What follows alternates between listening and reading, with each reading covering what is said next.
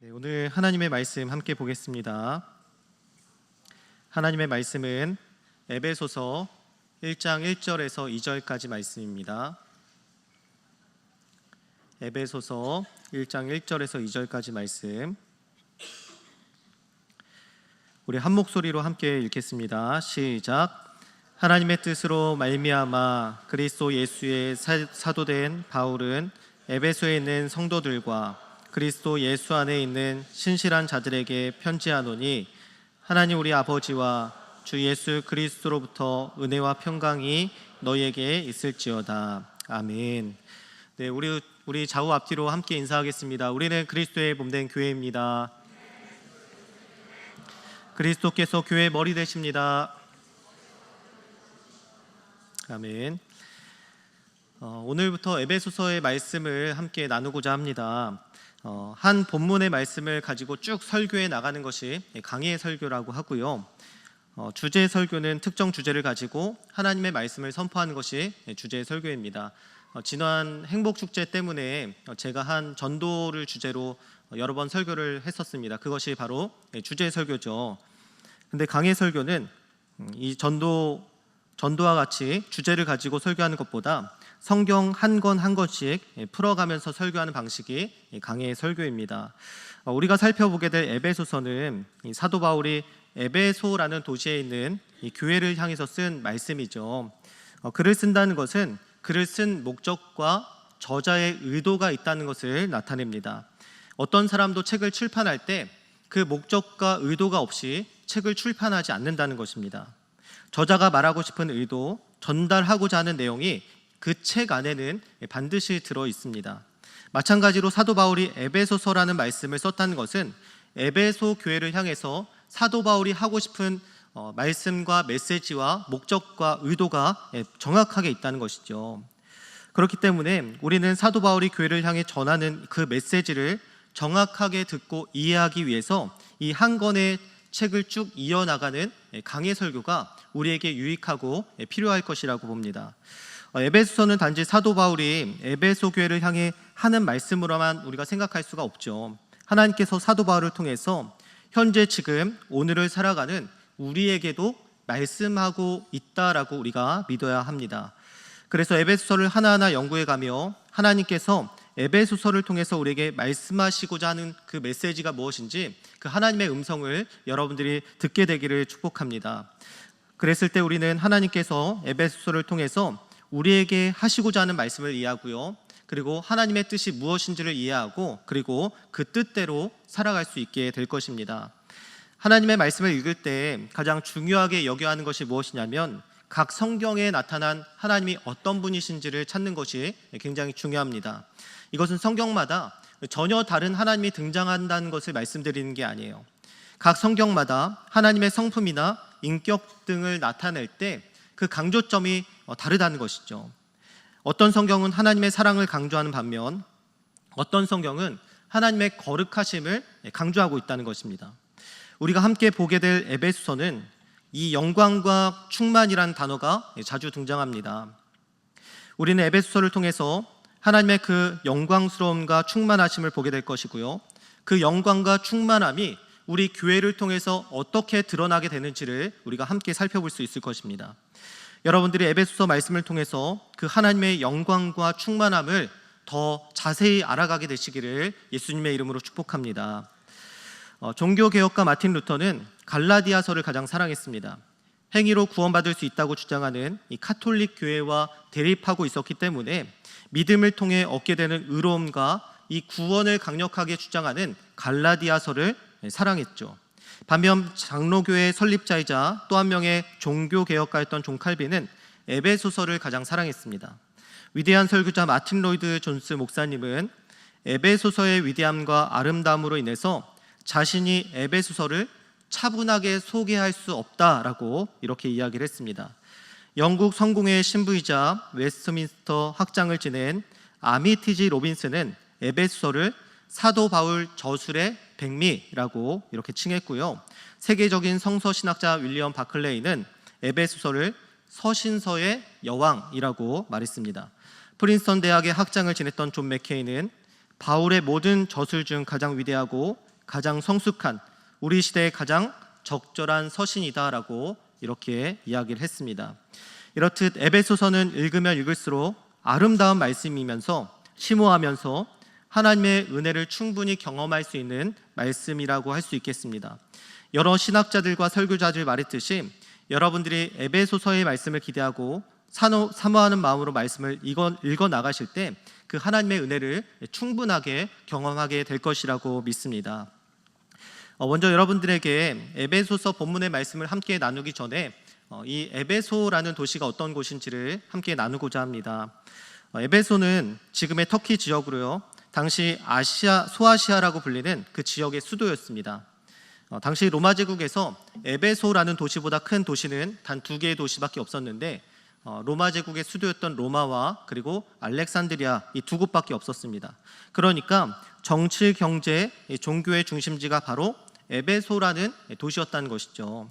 지금으로 치면 런던, 파리, 상하이, 이런 아주 국제적이고 위상 있는 그런 도시였던 것입니다. 에베소는 특별히 종교로 유명한 도시였습니다. 당시에는 다종교 사회라서 여러 신들을 섬길 수 있었지만 그 중에서도 특히 아데미, 성경에서는 아데미라고 불리고요, 또 우리가 일반적으로 부를 때는 아르테미스라고 불리는 이 여신이 굉장히 특별한 존재로 여겨졌죠. 사도행전 19장에 보면 사도 바울이 유대교 회당에서 가르치다가 많은 유대인들이 회심하니까 유대인들에 의해서 쫓겨나게 됩니다. 그때 사도 바울이 간 곳이 두란노 서원이라는 곳이에요. 여러분, 두란노라는 이 단어 많이 들어보셨죠? 그 온누리 교회에서 운영하고 있는 이 출판사가 두란노입니다. 바울은 그렇게 2년 동안 두란노 서원에서 가르쳤고 수많은 무리들이 예수님을 믿게 되죠. 성경에는 그 상황을 이렇게 표현합니다. 사도행전 19장 20절 말씀인데요, 이와 같이 주의 말씀이 힘이 있어 흥왕하여 세력을 얻으니라. 아르테미스, 아데미 여신이 장악하고 있던 그 도시에 하나님의 말씀, 복음이 심겨졌을 때 그 하나님의 말씀이 흥왕하고 많은 사람들이 주께 돌아오는 역사가 일어났다라고 말씀하고 있습니다. 사도 바울이 가르친 하나님의 말씀으로 인해서 에베소에 주의 말씀이 흥왕하게 되었고 수많은 사람들이 돌아왔다, 예수를 믿게 되었다라고 말씀하고 있습니다. 좀 전에도 말씀드렸듯이 에베소에는 아데미 여신이 가장 유명하고요, 중요한 신이었습니다. 아데미 여신을 섬기기 위해 로마 제국 전역에서 수많은 사람들이 몰려왔고요, 1년 중에 한 달은 이 아데미 여신의 이름을 따서 그 달의 이름을 정했을 정도로 아데미 여신의 위상이 굉장했던 도시가 에베소였습니다. 우리나라도 아주 중요한 날은 그 날의 이름을 따서 붙이게 되죠. 광복이 중요하기 때문에 광복절, 그리고 한글이 중요하기 때문에 한글날이라고 이름을 붙였습니다. 이런 날은 기념일로 하루 쉬게 됩니다. 그런데 에베소라는 도시에는 이 아데미 여신의 이름으로 한 달을 그렇게 지정했다는 것입니다. 그것뿐만 아니라 그리스의 올림픽처럼 아데미 여신을 기념하는 올림픽도 열렸고요, 동전에는 아데미 여신의 형상이 새겨져 있었습니다. 우리나라에도 동전과 지폐에는 누구만 그 형상이 새겨질 수 있습니까? 아주 유명하고 훌륭하고 영웅적인 사람들만 그 지폐와 동전에 형상이 새겨질 수 있죠. 마찬가지로 아데미 여신의 형상이 동전에 새겨져 있었다는 것은 그 지역에서 이 아데미 여신이 얼마나 큰 영향력을 발휘하고 있는지를 우리에게 알려주고 있는 대목입니다. 아데미 여신은 경제적인 부분에서도 에베소에서 가장 중요한 역할을 감당했습니다. 수많은 사람들이 아데미 여신을 보기 위해서, 그리고 지금도 7대 불가사의라고 여겨지는 이 아데미 여신 신전을 보기 위해 에베소로 왔습니다. 그 경제적인 파급력이 상상도 할 수 없었다는 것이죠. 이탈리아 반도에 있는 도시 로마에 바티칸이라는 나라가 있습니다. 여기는 교황청이 있는 유명한 공화국이죠. 이번에 새롭게 카톨릭의 교황이 새로 이제 선출이 됐죠. 이 지역은 코로나 팬데믹과 같은 특별한 일이 없는 한 굶어 죽을 일이 없습니다. 왜냐하면 하루에도 수만 명이 몰리고 그들로 인해서 생겨나는 그 이익 창출이 엄청나기 때문이라는 것입니다. 그래서 그 지역의 사람들이 모두가 먹고 살 수 있을 정도로 그 수익이 많이 난다라고 이렇게 이야기를 합니다. 에베소도 마찬가지라는 것이죠. 수많은 사람들이 몰리기 때문에 우상을 만들어 파는 사람들, 신전의 사제들, 그로 인해 파생되는 수많은 직업들이 생겨났다는 것입니다. 그런데 특히 우상을 만들어 파는 사람들이 난리가 났습니다. 왜냐하면 사도 바울이 복음을 전해서 수많은 사람들이 주께 돌아오게 되니까 사람들이 우상을 사지도 않고요, 그 우상을 산 것을 다 버리고 파괴했기 때문입니다. 그러니까 우상을 파는 조합에서 사도 바울을 잡아 죽이려고 소동을 일으키는 장면이 나오는데 그게 사도행전 19장에 잘 나타나 있습니다. 또 에베소는 마술의 도시였죠. 당시의 마술은 지금처럼 초능력을 보여주는 그런 듯한 신비한 일을 행하는 것이 아니라 무당처럼 구출하는 형태였습니다. 다른 신들의 이름으로 주문을 외우고 악한 영을 떠나게 하는 의식을 행했죠. 이런 마술적 행위가 온통 가득한 곳이 바로 에베소라는 곳입니다. 사도행전 19장 19절에는 이렇게 말씀하고 있어요. 또 마술을 행하던 많은 사람이 그 책을 모아 가지고 와서 모든 사람 앞에서 불사르니 그 책값을 계산한 즉 은 5만이나 되더라. 마술을 행하던 수많은 사람들이 예수님을 믿게 되니까 그 마술책을 태웠는데 그 가격이 얼마나 되냐 했더니 은이 5만이나 되더라 라고 말씀하고 있습니다. 여러분, 지금에야 책이 이렇게 많지 당시에는 책이 많지 않습니다. 르네상스와 연결된 구텐베르크의 인쇄술도 15세기에나 발명이 됐죠. 근데 사도행전의 말씀은 1세기니까 책을 만드는 기술이 대중적이지 않았고, 그리고 일반적인 사람들은 책을 만져볼 수 없었던 그런 시대였습니다. 에베소에 유명한 도서관이 있는데 셀수스 도서관입니다. 이 셀수스 도서관은 당시 아시아의 3대 도서관으로 유명한 도서관이었습니다. 그 도서관이 왜 아시아의 3대 도서관이었냐? 도서 소정 권수가 몇 개였냐면 2에서 3만 권 정도 소장이 되어 있었다고 합니다. 지금 우리나라에 있는 국립중앙도서관의 소장 자료수를 제가 찾아보니까 2023년의 기준으로 1,300만 권이 넘는다고 합니다. 그러니까 이것과 비교하면 아무것도 아니다 이렇게 생각할 수 있겠지만 당시에 2만 3만 권은 굉장히 엄청난 수를 자랑하는 것입니다. 책값을 태운 값이 은 5만이라는 것도 노동자 한 사람이 하루도 쉬지 않고 136년을 계속해서 벌어야만 하는 돈이라는 것이죠. 지금으로 치면 약 50억 정도의 가치가 있다고 합니다. 엄청난 수의 마술책들이 태워졌다라고 말씀하는 것이죠. 그만큼 마술과 주술이 성행했던 도시가 이 에베소라는 것입니다. 저도 제 나이에 비해서 책을 많이 가지고 있습니다. 읽진 않고요, 모으는 걸 좋아합니다. 그래서 집에 이제 책이 굉장히 많은데, 그래서 다른 건 아니고 그 이유 때문에 제가 아내한테 잡혀 살고 있는데 그래도 저는 책을 꾸준히 살 수밖에 없어요. 그래서 제가 이 자리를 빌어서 제 아내에게 선포를 하는 것입니다. 어쨌든 이해를 해주시길 바래요. 사도 바울은 이런 에베소라는 도시의 배경 속에서 오늘 말씀을 시작하고 있는 것이죠. 에베소서 1장 1절의 말씀을 다시 한번 띄워주시겠어요? 1장 1절의 말씀. 제가 읽어드리겠습니다. 하나님의 뜻으로 말미암아 그리스도 예수의 사도된 바울은 에베소에 있는 성도들과 그리스도 예수 안에 있는 신실한 자들에게 편지하노니. 그러니까 사도 바울은 자기를 소개하는데 그냥 바울이다라고 이렇게 소개하지 않습니다. 하나님의 뜻으로 말미암아 그리스도 예수의 사도가 된 바울이다라고 이렇게 소개를 하고 있습니다. 누군가의 대리인이 되는가에 따라서 그 권위가 달라지게 되어 있습니다. 미국이라는 나라의 대사가 되는 것과 어떤 개발도상국의 어떤 한 나라의 대사가 되는 것은 굉장히 큰 차이가 있죠. 그 대사가 가지고 있는 배경의 힘이 완전히 다르기 때문입니다. 마찬가지로 사도 바울도 자기의 배경을 언급하고 있습니다. 자신은 사람에 의해서 사도가 된 것이 아니라 하나님의 뜻으로 예수 그리스도의 사도가 되었다라고 말씀하고 있어요. 내가 지금부터 하는 말은 단순한 사람의 말이 아니라 하나님의 권위, 예수 그리스도의 권위로 하는 말과 같다라고 이렇게 말씀하고 있는 것입니다. 그러니까 이렇게 말할 때 받아들이는 사람의 그 마음가짐도 달라지게 되는 것이죠. 오늘날 사도라는 직분은 더 이상 없습니다. 사도는 예수님의 12제자와 사도 바울만이 가졌던 유일무이한 그런 직분입니다.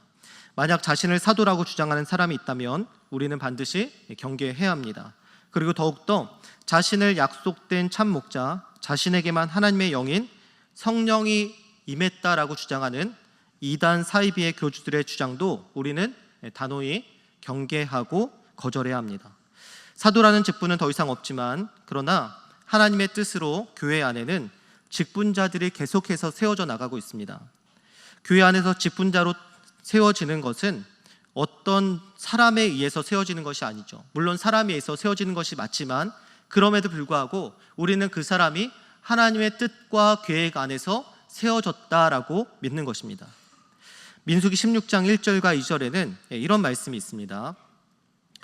레위의 증손 고핫의 손자 이스라엘의 아들 고라와 르우벤 자손 엘리압의 아들 다단과 아비람과 벨렛의 아들 온이 당을 짓고 이스라엘 자손 총회에서 택함을 받은 자 곧 회중 가운데서 이름 있는 지휘관 250명과 함께 일어나서 모세를 거스르니라.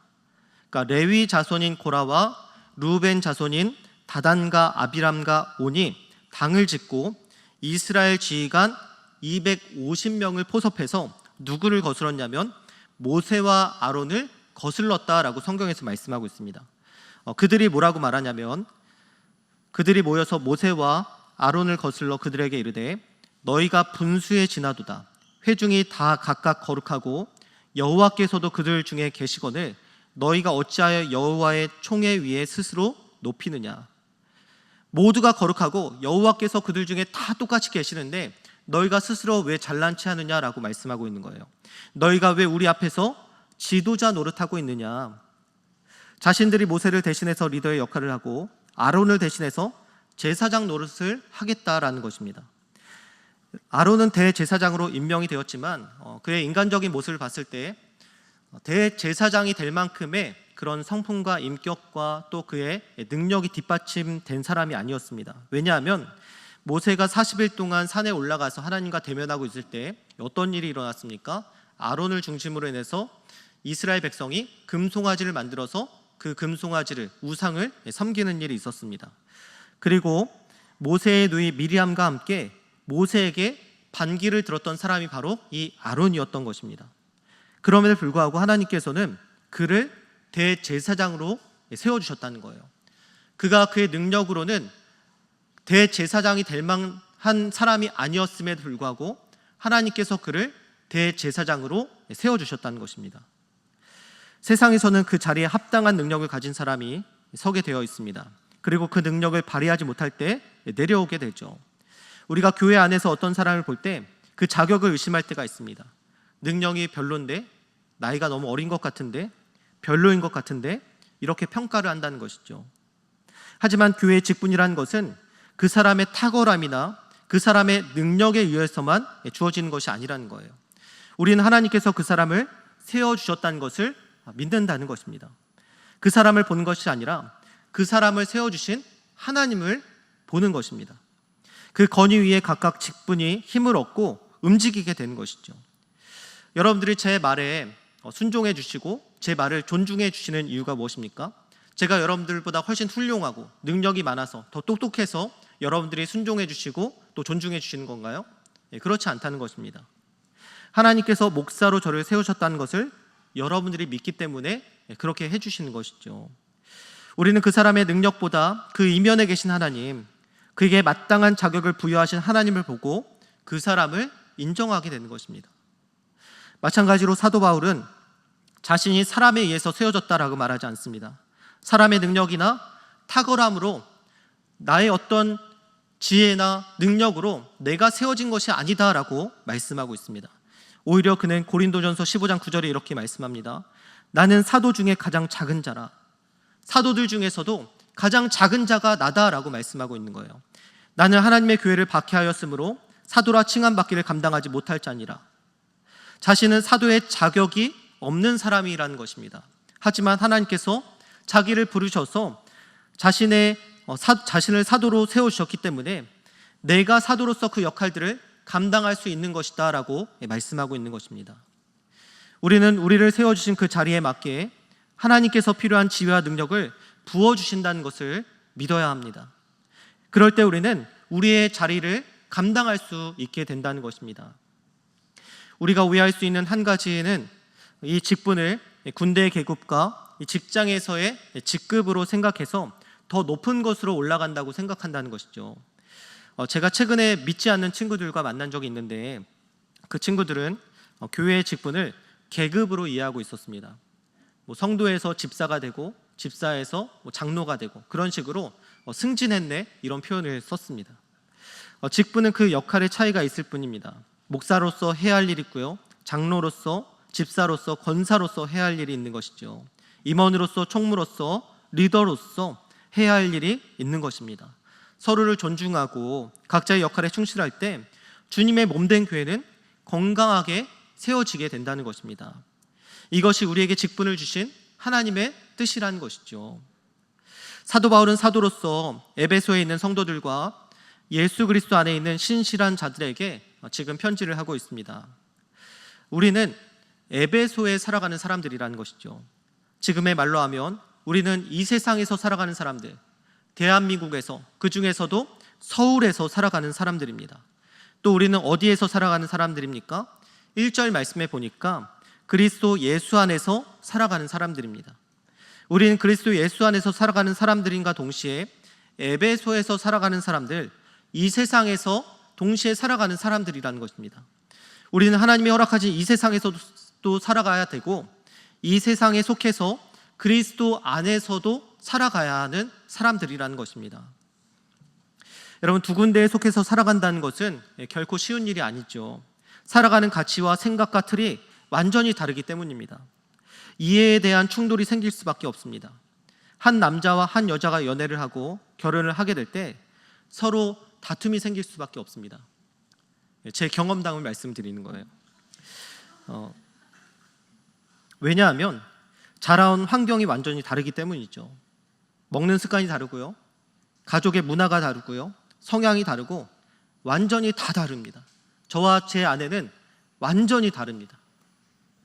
그래서 예전엔 유명한 책이 있었는데 화성에서 온 남자, 금성에서 온 여자라는 책입니다. 그러니까 서로 너무나 다르다는 것이죠. 마찬가지로 하나님 나라를 본향으로 두고 살아가는 것과 이 현실 속에서 살아가는 것은 굉장히 큰 간격이 발생할 수밖에 없다는 것입니다. 그 가치와 정신, 삶의 이유와 목적이 완전히 다르다는 것이죠. 마가복음 10장 42절에는 예수님께서 이렇게 말씀하십니다. 예수께서 불러다가 이르시되 이방인의 집권자들이 그들을 임의로 주관하고 그 고관들이 그들에게 권세를 부리는 줄을 너희가 알거니와. 예수님은 이방인의 권력자들과 고관들이 백성을 향해 권세를 부린다라고 말씀하고 있습니다. 백성들을 마구 누르고 억압한다는 것이죠. 백성들 위에 서서 군림하고 있다는 것입니다. 그러나 예수님께서 그 다음에 뭐라고 말씀하시냐면 마가복음 10장 43절 44절에 이렇게 말씀합니다. 너희 중에는 그렇지 않을지니 너희 중에 누구든지 크고자 하는 자는 너희를 섬기는 자가 되고 너희 중에 누구든지 으뜸이 되고자 하는 자는 모든 사람의 종이 되어야 하리라. 예수님은 크고자 하는 자는 섬기는 자가 되어야 하고 으뜸이 되고자 하는 자는 모든 사람의 종이 되어야 한다라고 말씀하고 있는 것입니다. 세상은 백성 위에 서서 군림하려고 하지만 우리는 그러면 안 된다는 것입니다. 오히려 섬기고 낮아져야 한다는 것이죠. 그러면 하나님께서 높여주신다는 것입니다. 역설의 삶을 살아가야 될 것을 우리에게 주문하고 계시는 것입니다. 이 시대는 으뜸이 되기 위해서 남을 밟고 올라서야 합니다. 누군가를 돌봐줄 여유가 없습니다. 그렇게 했다가는 내가 뒤처지기 때문이죠. 내가 살려면 저 사람을 밟고 올라서야 합니다. 하지만 예수님의 다스림은 그렇지 않다는 것이죠. 오히려 섬기고 희생하라는 것입니다.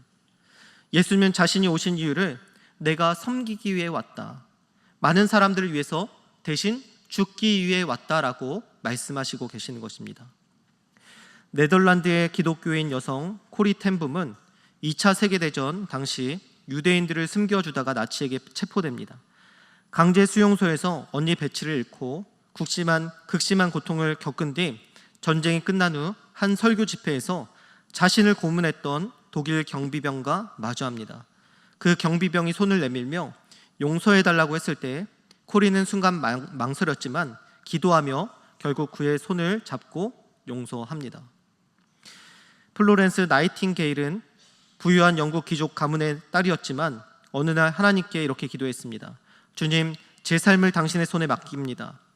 그녀는 사국의 초대장을 거절하고 전쟁터로 더럽고 위험한 병동으로 내려갔습니다. 밤이면 등불을 들고 병실을 돌며 부상자들의 손을 잡고 위로했습니다.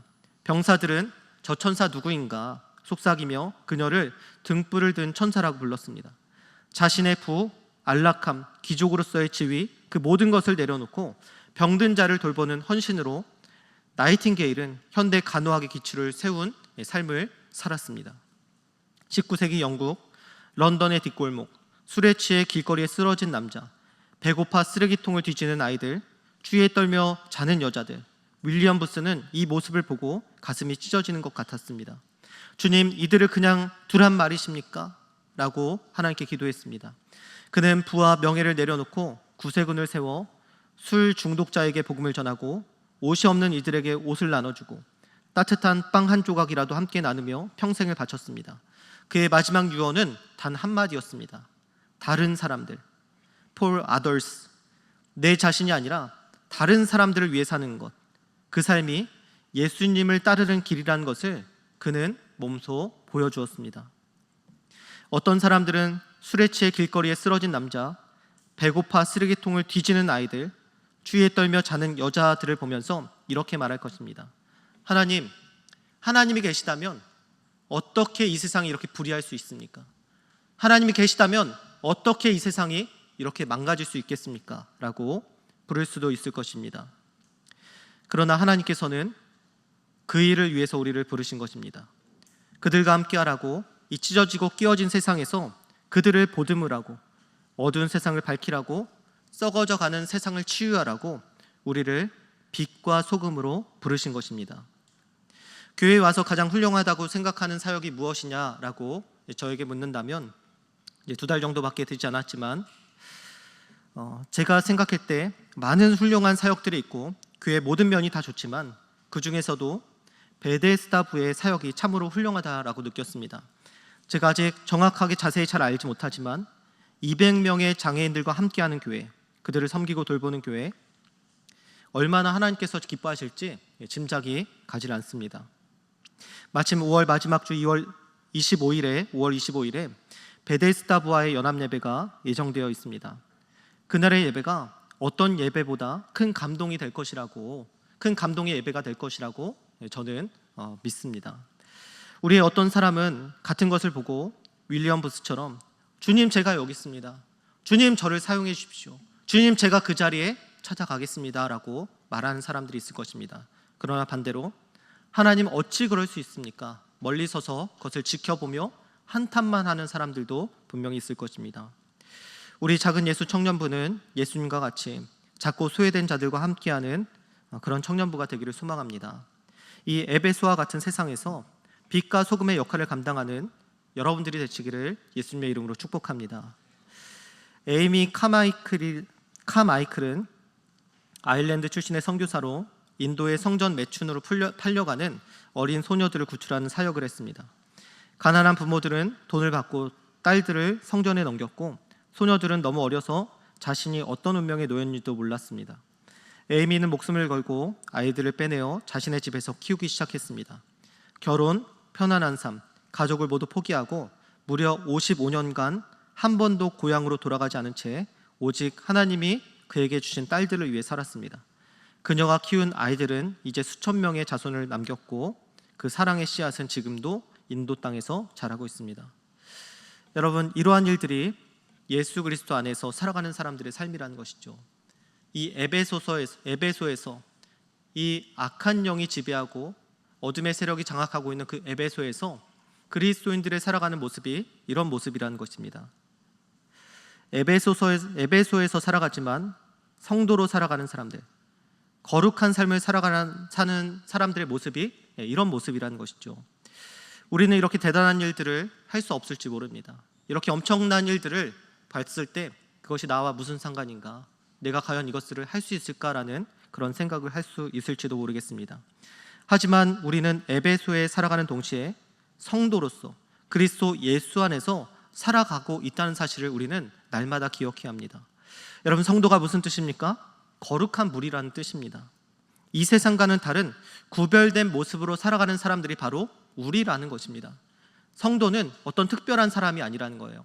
예수 그리스도를 믿고 고백하고 구원받은 사람들이 바로 성도라고 여겨지는 것입니다.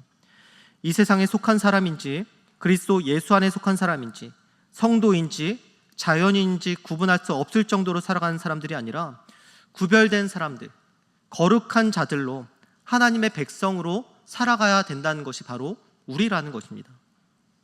여러분들은 어떻습니까? 세상과 구별된 자로, 거룩한 자로 살아가고 있습니까? 여러분, 이것은 분리된 삶을 의미하는 것이 아니죠. 절과 같이 깊은 산 속에 올라가서 세상과 단절하며 살아가는 삶, 나의 수도만을, 수행안을 위해서 아주 동떨어진 삶을 살아가는 것도 아니라는 것입니다. 같이 살아가되 그리스도인으로서 뭔가 다른 삶을 살아가는 것입니다. 깨끗하고 정결하고 섬기고 희생하고 살아가는 그 거룩의 모습이 우리 안에 나타나야 한다는 것입니다. 이 에베소에서 거룩한 자로 예수 그리스도 안에서 살아가는 자로 우리는 분명한 정체성을 가지고 살아가야 한다는 것입니다. 그래서 사도 바울은 2절의 말씀을 통해서 우리를 축복하고 있습니다. 에베소서 1장 2절의 말씀인데요, 하나님 우리 아버지와 주 예수 그리스도로부터 은혜와 평강이 너희에게 있을지어다. 하나님 우리 아버지와 주 예수 그리스도로부터 은혜와 평강이 너희에게 있을지어다. 하나님 우리 아버지와 주 예수 그리스도께서 우리에게 은혜와 평강을 주신다는 것입니다. 하나님을 누구로 소개하고 있습니까? 우리 아버지로 소개하고 있습니다. 여러분, 아버지는 자녀에게 필요한 것을 공급해 주시는 분입니다. 마태복음 7장 11절은 이렇게 말씀하죠. 너희가 악한 자라도 좋은 것으로 자식에게 줄 줄 알거든 하물며 하늘에 계신 너희 아버지께서 구하는 자에게 좋은 것으로 주지 않겠느냐. 로마서 8장 32절은 이렇게 말씀합니다. 자기 아들을 아끼지 아니하시고 우리 모든 사람을 위하여 내주시니가 어찌 그 아들과 함께 모든 것을 우리에게 주시지 아니하겠느냐. 하나님께서 구하면 주신다는 것입니다. 간구하면 주신다는 것입니다. 악한 자라도 자식에게 좋을 것을 줄 줄 아는데 어찌 하늘에 계신 그 아버지께서 간구하는 자에게 너희에게 좋은 것으로 주지 않겠느냐라고 우리에게 말씀하고 있는 것입니다. 구하라는 것입니다. 하나님께서 주신다는 거예요. 특히 하나님께서는 우리에게 은혜와 평강을 주시길 원하십니다. 순서가 중요하죠. 먼저 은혜가 있어야 평강이 주어지는 것입니다. 여러분, 은혜는 무엇입니까? 받을 자격이 없는 자에게 값없이 주어지는 것이 바로 은혜입니다. 하나님께서 죄로 인해 죽을 수밖에 없는 우리에게 예수님을 보내주셔서 우리가 그 은혜로 구원을 받을 수 있게 되었습니다. 가장 큰 은혜는 바로 예수 그리스도죠. 예수님 때문에 우리는 살았고요, 새로운 삶을 살 수 있게 되었던 것입니다. 그리고 구원받은 자들에게 무엇이 주어졌습니까?